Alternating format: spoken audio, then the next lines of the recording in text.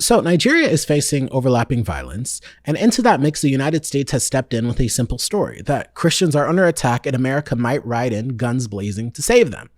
Donald Trump has blasted Nigeria's government, accusing them of failing to protect Christians and warning that U.S. aid or even U.S. troops could be on the line. And that plays well with parts of his base, especially evangelical voters who see Christians in Nigeria as a frontline community under siege. U.S. officials are talking about sanctions and more security cooperation. The Pentagon says it's working aggressively with Nigeria's security team. On the ground, it's much messier, though.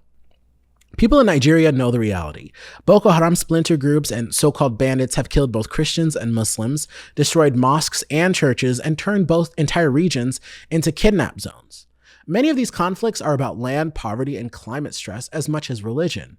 If you flatten it into a simple religious war, you risk backing the wrong actors. And all of this is also happening while Nigeria is trying to take more control over its own oil, right? Pushing big refinery projects and importing less fuel, trying to become less dependent on the West and more self-reliant. And we don't know or have any hard proof that Trump's threats are about that specifically, but it's a fair question to ask. When Washington talks about sanctions and even troops in a major oil producer, is this really about protecting Christians or also about who gets to control the flow and the profits?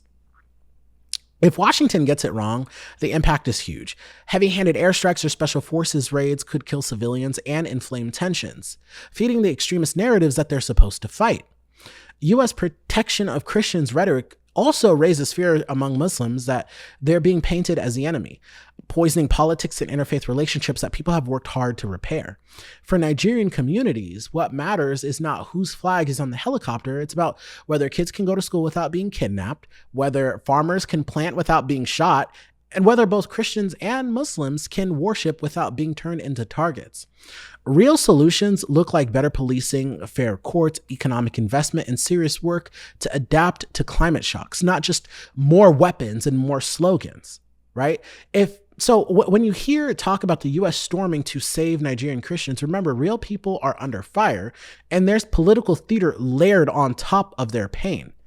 And that test is whether any of this noise translates into safer villages and roads, or whether people see more speeches and the same insecurity. If you found this helpful, make sure you're following the show so that you don't miss the next breakdown. Hit follow, tap subscribe, and stay plugged in.